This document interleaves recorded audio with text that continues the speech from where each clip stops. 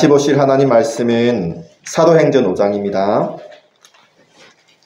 사도행전 5장 17절로 32절까지 말씀입니다.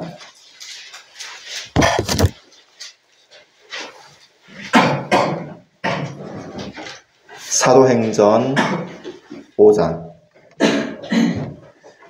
다 찾으셨나요? 교독하겠습니다. 대제사장과 그와 함께 있는 사람 즉 사두개인의 당파가 다 마음에 시기가 가득하여 일어나서 사도들을 잡아다가 옥에 가두었더니 주의 사자가 밤에 옥문을 열고 끌어내어 이르되 가서 성전에 서서 이 생명의 말씀을 다 백성에게 말하라 하매 그들이 듣고 새벽에 성전에 들어가서 가르치더니 대제사장과 그와 함께 있는 사람들이 와서 공회와 이스라엘 족속의 원로들을 다 모으고 사람을 옥에 보내어 사도들을 잡아오라 하니 부하들이 가서 옥에서 사도들을 보지 못하고 돌아와 이르되 우리가 보니 옥은 든든하게 잠기고 지키는 사람들이 문에 서 있으되 문을 열고 본즉 그 안에는 한 사람도 없더이다 하니 성전 맡은 자와 제사장들이 이 말을 듣고 의논하여 이 일이 어찌 될까 하더니 사람이 와서 알리되 보소서 옥에 가두었던 사람들이 성전에 서서 백성을 가르치더이다 하니 성전 맡은 자가 부하들과 지쳐서 그들을 잡아왔으나 강제로 못하는 백성들이 물러칠까 두려워하니라. 그들을 끌어다가 공회 앞에 세우니 대제사장이 물어 이르되 우리가 이 이름으로 사람을 가르치지 말라고 명령하였으되 너희가 너희의 가르침을 예루살렘에 가득하게 하니 이 사람의 길을 우리에게로 돌리고자 함이로라. 베드로와 사도들이 대답하여 이르되 사람보다 하나님께 순종하는 것이 마땅하니라. 너희가 마음에 달아 죽인 예수를 우리 조상의 하나님이 살리시고 이스라엘에게 회개함과 죄 사함을 주시려고 그를 오른손으로 높이사 임금과 구주로 삼으셨느니라. 우리는 이 일의 증인이요 하나님이 자기에게 순종하는 자들에게 주신 성령으로 그러하니라 하더라. 아멘. 은혜 안에 있는 자유자라는 제목으로 함께 은혜를 나누도록 하겠습니다. 운명이라는 말을 여러분들 아실 겁니다. 운명이라고 하면 여러분들은 어떤 마음이 듭니까? 운명적인 만남, 운명적인 사랑, 우리 만남은 우연이 아니야. 그 드라마에서 나오는 그런 운명적인 어떤 사랑을 생각하면 왠지 모르게 나에게도 그런 운명적인 사랑이 오지 않을까 하는 막연한 어떤 그런 그런 바람들을 가지기도 하죠. 운명이라고 하면 이렇게 조금 낙관적으로 혹은 좀 긍정적으로 생각하는 그런 분들이 있는 반면에 또 운명이라고 하면 조금 부정적으로 생각하시는 분들도 있습니다. 우리 고등학생들은 초등학교 때만 해도 내가 제일 천재인 줄 압니다. 제일 똑똑하다고 생각합니다. 제법 똑똑합니다. 그런데 중학교만 올라가도 조금 아니네 라는 생각이 들기 시작합니다. 근데 고등학교 가니까 어때요? 야, 아니구나. 내가 똑똑한 게 아니구나. 나는 그런 사람이 아니구나 라는 것을 실감하게 됩니다. 예, 여러분들의 인생이, 만약에 학생들 여러분들의 인생은 7등급, 8등급이 여러분들의 운명이야 하면 어떨 것 같습니까? 7등급, 8등급에서 벗어날 수 없다 라고 생각하면 정말 기분 나쁘지 않겠습니까? 그런데 여러분들의 인생은 1등급, 2등급이 여러분들의 운명이야, 너희의 운명이야 라고 하면 아마 그런 사람들은 기분이 좋겠죠. 소위 공부 잘하는 사람, 소위 사회에서도 잘 나가는 사람, 이런 사람들에게는 운명이라고 하면 그 인생이 운명이다 라고 하면 기분이 좋겠지만은 조금 이렇게 잘 못하는 사람들, 어려운 사람들, 혹은 또 지식적으로나 혹은 어떤 여러 가지 부분에 있어서 조금 못하는 사람들에게는 그것이 너희의 운명이다 라고 하면 기분이 별로 안 좋을 거예요. 인도 같은 경우에는 카스트 제도가 있죠. 4등급으로 나누어서 최상위 계층, 그 다음 계층, 그 다음 계층, 그 다음 계층, 최하층민은 끝까지 하층민으로 그렇게 죽게 되죠. 그래도 마치 그 인생이 운명인 것처럼 그렇게 자기가 숙명처럼 여기고 살아야, 그 가운데서도 그 자신의 숙명을 잘 살아야 그 다음 단계로 좀 더 높은 어떤 그런 사람으로 태어날 수 있다라고 생각해서 운명으로 여기고 그렇게 살아가는 사람들이 지금도 많이 있습니다. 그런 의미에서 운명이라고 하면 사람들은 조금 더 부정적으로 생각하죠. 그래서 그런 사람들은 신이 나의 운명을 결정했다라는 것을 받아들이지 않죠. 내가 내 운명을 결정하는 것이지, 선택하고 결정하는 것이지, 신이 나의 어떤 인생을 선택하고 결정하는 것은 아니야 라고 생각하고 그렇게 살아가면서 그들의 노래는 뭐죠? My Way 같은 노래가 그들의 노래죠. 나의 인생은 내가 개척하는 거야. 내가 이렇게 살아냈어 하는 것이 보통 우리 인간들의 어떤 모습인 것 같습니다. 그런데 우리 믿음의 사람은 어떻게 운명이라는 이 부분에 대하여서 어떻게 생각하죠? 어느 쪽에 더 가까운 것 같아요? 운명적인 사랑에 조금 더 가까운 것 같지 않습니까? 우리의 믿음의 사람의 어떤 인생이라는 것이 운명적인 사랑에 조금 더 가깝지 않을까라는 생각이 들지만은, 그러나 꼭 그런 것도 아니죠. 우리 입장에서는 하나님의 사랑이 우리에게 임하였다라는 것을 보면 우리 입장에서는 운명적 사랑처럼 느껴지잖아요. 그죠? 하나님 우리를 사랑하신다. 끝까지 사랑하신다. 하면 운명적인 사랑처럼 보이잖아요. 근데 우리 입장에서는 운명적인 사랑이라고 말하지만은 하나님 편에서는 운명적인 사랑이라고 표현하지 못하고 표현하는 것이 아니라 하나님께서 우리를 사랑하시되 어떻게 사랑하셔요? 영원히 사랑하신다라고 표현을 하죠. 그래서 영원한 사랑이라고 표현을 하죠. 영원한 사랑, 영원한 선택, 영원한 결정. 그래서 그 영원이라는 것은, 우리의 삶이라는 것은 영원에까지 이르게 돼요. 영광에까지 이르게 되죠. 그래서 우리 입장에서 받아들일 때는 운명적 사랑처럼 느껴지는 거죠. 그러나 운명적 사랑이라고 하여서 마치 우리 인생이 이미 결정되어져 있는 것처럼, 운명적인 어떤 결정론처럼 결정되어 있는 것처럼 그렇게 생각하면 안 돼요. 우리 인생은 하나님께서 우리 인생을 참 신기하게 만들어 두셨어요. 처음에 에덴 동산에서 아담과 하와를 지으시고 선악과를 두시고, 그런데 그 동산 나무의 모든 열매들을 다 먹을 수 있어요. 모든 자유함을 다 주셨어요. 근데 단 하나, 뭐요? 선과 악을 알게 하는 나무의 열매는 먹지 말라라고 하신 것이죠. 이것을 두고 많은 사람들은 하나님은 우리를 제한하는 하나님이다 라고 생각하는데, 아니, 반대로 생각하셔야 돼요. 하나님 우리에게 무한한 자유를 주신 거예요. 심지어 하나님 말씀까지 거역할 수 있는 자유를 주신 거예요. 다 먹을 수 있느냐 없느냐는 우리의 선택인 거예요.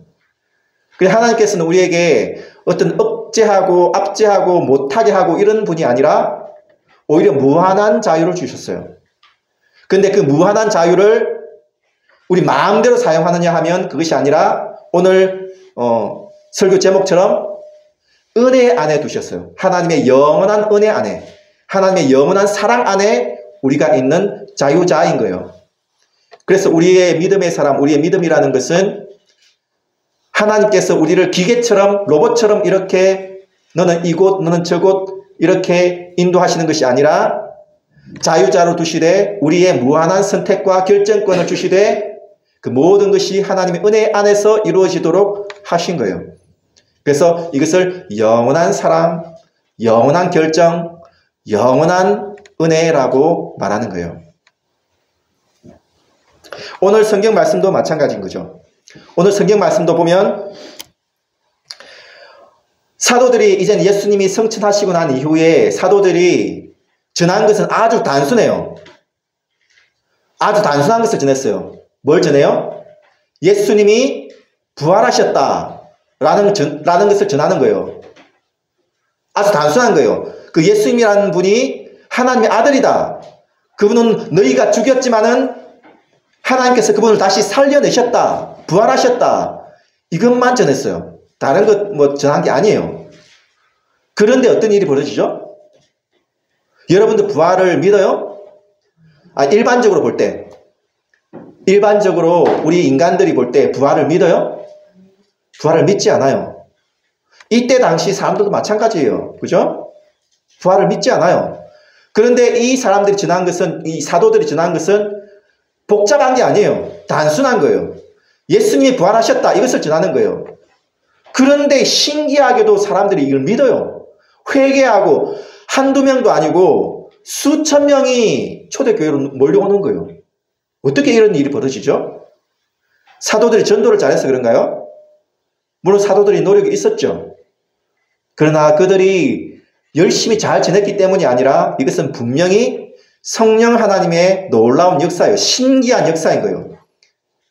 성령 하나님께서 그 초대교회에 놀라운 은혜를 베푸신 거예요. 그래서 수천 명이 그렇게 몰려든 거예요. 이 종교 지도자들이 처음에 예수님을, 예수라는 그 청년을 죽이기만 하면 끝날 줄 알았어요. 죽이기만 하면 끝일 줄 알았는데 그것이 끝이 아니라 그 다음 그 예수의 제자들이 나와서 예수님이 부활하셨다는 것을 전하기 시작한 거예요. 사람들이 그것을 믿겠어? 제 생각과 그 종교 지도자의 생각이 똑같을 거예요. 설마 사람들이 그것을 믿겠어? 떠도는 소문으로 그냥 지나가겠지. 그냥 그들이 조금 으쌰으쌰 하다가 말겠지. 그런데 신기하게도 수천 명의 사람들이 그것을 믿고 회개하는 거예요. 그러니 이 종교 지도자들이 당황하는 거죠. 그놈들 잡아와서 옥에 가두죠. 옥에 가두지만은 하나님께서 신비한 방식으로 다시 이 사람들을 놓아주죠. 사람들이 다 지키고 있었어요. 옥문도 잠겼어요. 그런데도 사람이 마치 연기와 같이 사라져서 다시 거리에 나가서 성전에서 사람들을 가르치는 거예요. 예수께서 부활하셨다. 그놈들을 불러와 했는데 갔더니 사람이 없어요. 없습니다. 다시 사람들이 와서 전하는데 거리에서 예수 부활을 다시 전하고 있습니다. 라고 보고를 하니까 요놈들 봐라. 다시 잡아와.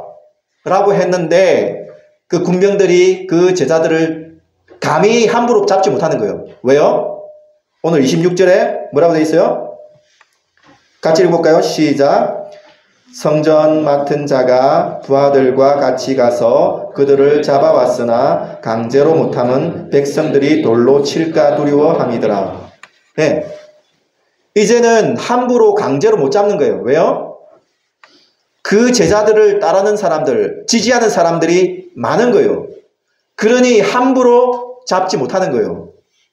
그런데 이 제자들이 잡혀줘요. 그리고 따라가요. 그리고 종교 지도자들 앞에 다시 이야기하는 거예요. 여러분들, 이 초대교회에 이런 부흥의 역사가 일어났다는 것 자체가 얼마나 신기한 일이에요. 놀라운 일 아닌가요? 우리 한국 교회를 한번 생각해 볼까요? 여러분들, 우리 한국이라는 나라가 언제부터 이렇게 잘 살았나요? 수천 년을 우리가 역사가 있지만은 여러분들 생각해 보십시오. 오늘날만큼 잘 사는 시대가 있었나요? 오늘날만큼 그렇게 평화로운 시대가 있었나요? 없었습니다. 늘 굶주리고 늘 못 살고 나라님이 그렇게 백성들을 잘 먹이고 잘 살고 싶어 하지만은 수천 년 동안 그 문제를 해결하지 못했어요. 생각해 보세요. 미국의 선교사님들이 이 한국이라는 나라를 알지도 못했어요. 동양에 있는 그 조그만 나라를 알지도 못했어요. 그들의 첫 번째 목표는 중국이었어요. 그리고 일본이었어요. 인도였어요. 그곳에 선교사를 보냈지 한국이라는 나라에 선교사를 보내리라고는 생각도 안 했어요. 그런데 중국이나 일본이나 인도는 오히려 실패를 해버려요. 수많은 선교사들이 갔지만 실패를 해버려요. 이것도 신기한 일이죠. 그런데 생각도 하지 않았던 이 동양의 작은 나라, 못 살고 초라한 이 나라에 놀라운 일이 벌어지는 거예요. 예수 믿는 사람들이 이상하게 많아지는 거예요. 그리고 한국교회가 이렇게 부흥되어진 것이 선교사님들은 물론 노력이 있었죠. 목사님들 그리고 성도들의 노력이 있었죠. 그러나 이것이 그들의 노력 때문인가요? 아니요, 그렇지 않아요. 성령님의 놀라운 은혜인 거예요. 하나님의 은혜인 거예요. 이전에는 천막만 쳐도 사람들이 몰려온다라고 했던 그런 시대가 있었어요. 예, 그런 시대가 있었어요. 지금은 안타깝게도 그런 부흥의 시대가 지나간 것 같아요. 너무나 안타까운 일이죠. 어쨌든 한국 교회가 이렇게 부흥되어진 것은 물론 성도들의 노력이 있었지만은 그러나 하나님의 크신 은혜인 거예요. 신기하고 놀라운 은혜인 거예요. 그 부흥이 마치 우리의 노력인 것처럼 착각했던 때가 있어요. 그러나 우리의 노력이 아니에요. 한국 교회가 이만큼 이렇게 기도하고 새벽 기도하고 이만큼 열심히 했고 그만큼 헌신했기 때문에 물론 그런 부분도 있죠. 그러나 무조건 하나님의 은혜예요. 하나님께서 은혜를 베푸셨던 거예요. 그래서 우리가 이렇게 잘 살게 될 뿐만 아니라 한국교회도 이렇게 부흥하게 되어진 것이죠. 우리는 이 부분에 대하여서 진심으로 감사할 줄 아셔야 돼요. 정말로 감사할 줄 아셔야 돼요. 우리 스스로 한국은 이렇다, 한국 민족의 민족성 때문에 이렇다 하는 그런 말은 하지 마셔야 돼요. 우리 자랑하지 마셔야 돼요. 우리가 아니라 하나님께서 은혜를 베푸신 거예요. 우리가 전할 것은 하나님의 은혜이고 예수 그리스도의 부활이지 우리의 자랑이 아닌 것이죠. 그리고 지금은 현재 우리가 침체 시대를 살아가고 있는 것 같아요. 부흥의 시대는 이제 지나가고 침체 시대를 지나가고 있는 것 같아요. 주일학교를 봐도 주일학교 없는 그런 교회가 많고 중고등부, 청년부가 너무나 줄어들었어요. 청년들의 복음화율이 정말 줄어들었어요. 이제는 믿는 사람 별로 없어요. 너무 안타까운 일이죠.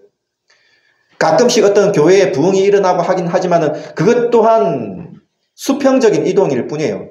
이 교회에 있다가 저 교회에 가는 그런 많은 사람들일 뿐이에요. 정말 안타까운 일이죠.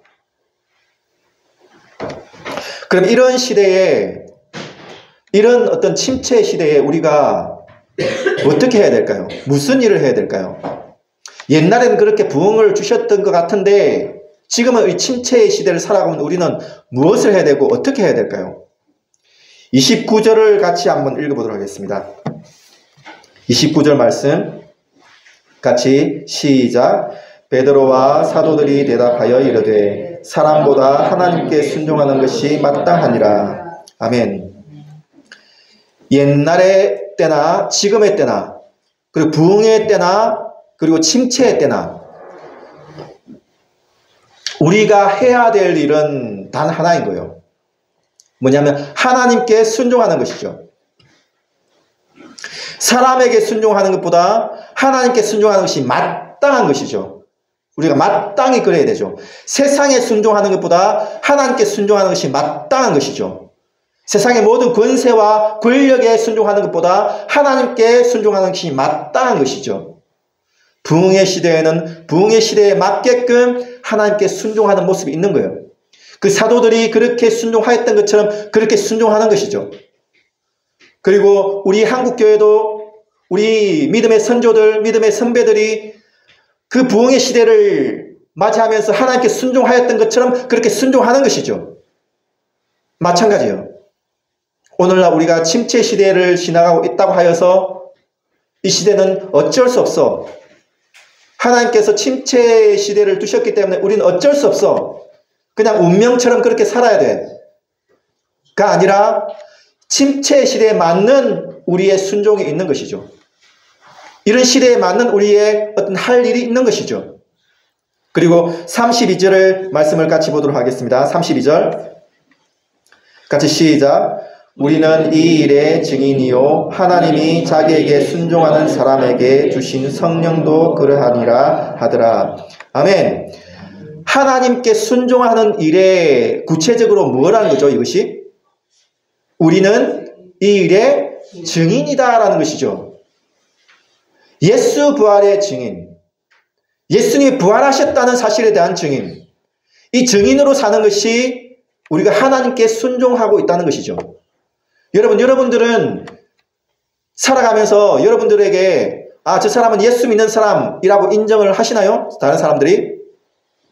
혹은 여러분들은 예수 부활을 조금이라도 전하기 위해서 나름대로 노력하고 계신가요? 난 어떻게 해서 다른 사람에게 예수님을 전해야지, 예수 부활을 전해야지 하는 마음이 있나요? 그러면 여러분들은 하나님께 순종하고 있는 것이죠.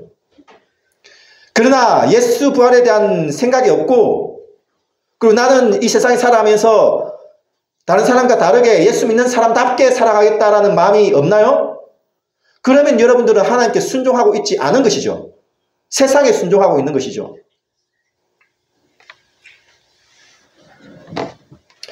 부흥의 시대는 이제 끝을 보이는 것 같습니다.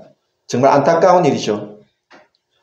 이제 침체 시대에 들어선 것 같습니다. 그러나 여러분, 너무 낙심하지 마십시오. 부흥의 시대에 사도들이 자기 자랑했나요? 부흥의 시대에 우리 한국교회 목사들이 자기 자랑했나요? 내가 이렇게 열심히 해서 이 교회를 이렇게 세웠다 하였다면 그것은 올바른 모습이 아니죠. 우리가 자랑할 것은 오직 하나님의 은혜인 것이죠. 부흥의 때는 하나님 자랑하는 것이죠. 그리고 침체 때는 너무 낙심하지 마십시오. 그리고 너무너무 이렇게 되는 일도 되지 않는다고 열심을 내지 않는 침체에 있는 그런 삶을 살지 마십시오. 인내하십시오. 참고 기다리십시오. 하나님께 기도하십시오. 소망을 두십시오. 그리고 우리에게 맡겨진 일, 순종하는 것, 예수 부활을 전하는 것, 이것을 끝까지 하십시오. 이것이 우리에게 맡겨진, 하나님께서 우리에게 맡기신 일인 것이죠. 그래야 해서 우리가 하나님 은혜 안에 있는 자유자라는 사실을 계속해서 상기하셔야 됩니다. 여러분, 운명에 대해서 다시 한 번 더 말씀드리지만은 하나님은 마치 우리를 운명적으로 사랑하세요. 우리 편에서 보면 운명적 사랑처럼 보여요. 근데 하나님 편에서는 어떻게 하신다고요? 영원한 사랑을 하세요. 영원한 선택 가운데 우리를 두시는 거예요. 영원한 결정 가운데 우리를 두시는 거예요. 그리고 영원한 그 사랑 가운데 우리를 지금도 인도하고 계신 거예요. 그렇기 때문에 여러분들, 부흥의 어떤 역사가 일어났다고, 어떤 놀라운 어떤 일들이 일어났다고 자랑하지 마세요. 여러분들이 하신 것이 아니에요. 그리고 침체의 시기를 지나가고 있다고 하여서 너무 낙심하지 마세요. 해도 그만, 안 해도 그만. 나는 마치 아무것도 아닌 사람처럼 그렇게 생각하지 마세요. 운명이라고 하면 마치 우리의 인생이 운명 속에 갇혀져 있는 꼭두가키처럼 그렇게 생각하지 마세요. 하나님은 우리를 영원히 사랑하세요. 영원 속에 두세요. 영원까지 우리는 가는 거예요. 그러므로 지금 낙심하지도 마시고 인내하셔야 돼요. 그리고 소망을 두셔야 돼요. 영원까지 하나님께서 우리를 인도하실 것이기 때문에 평안하셔야 돼요. 기뻐하셔야 돼요. 참된 기쁨을 우리 안에 두셔야 돼요. 그리고 인내하심으로 그까지 계속해서 걸어 나가셔야 돼요. 초대교회 사도들이 고난이 왔죠. 핍박이 왔죠. 종교 지도자들의 그런 어떤 압박이 있었죠. 그러나 그들은 낙심하지 않았어요. 그 앞에서도 하나님에게 순종하는 것이 우리의 일이라면서 예수 부활을 그대로 계속해서 전했어요. 위협이 있었지만은 거리로 나가서 다시 한 번 더 예수의 부활을 전했죠. 오늘날 우리도 마찬가지인 것이죠. 부흥의 시대를 살아가고 있다면 부흥의 시대에 맞는 순종이 있을 것이며 예수의 부활을 전하는 것이 있을 것이며, 침체의 시대를 살아가고 있다면 침체의 시대에 맞는 그런 우리의 역할, 순종, 예수 그리스도의 부활을 전하는 증인으로서의 삶이 있을 것입니다. 그러므로 우리가 이 땅을 살아가면서 너무 자랑하지도 말며 또 너무 낙심하지도 말며 하나님 은혜에 맡기며 그 은혜의 풍성함에 맡기며 영원한 사랑에 맡기며 그렇게 우리가 오늘도 믿음으로 한 걸음 한 걸음 걸어가는, 은혜 안에 있는 참된 자유자임을 알고 믿음으로 살아가는 우리 모두가 되어지기를 주님의 이름으로 축복합니다. 기도하겠습니다. 하나님 아버지, 우리의 인생을 보면 마치 7등급, 8등급 인생에서 벗어날 수 없는 그런 낙심할 수밖에 없는 인생인 것 같습니다. 그러나 하나님은 우리의 인생을 영원한 사랑 안에 두셨습니다. 영원한 은혜 안에 두셨습니다. 그러므로 지금 나의 인생이 7등급, 8등급처럼 보일지 모르나 그러나 우리는 영원까지 나가게 될 것입니다. 그러므로 지금 이 시대를 살아가면서도 낙심치 아니하며 끝까지 믿음으로 예수 증인의 삶을, 이 하나님께 순종하는 삶을 끝까지 살아낼 수 있도록 도와주시옵소서.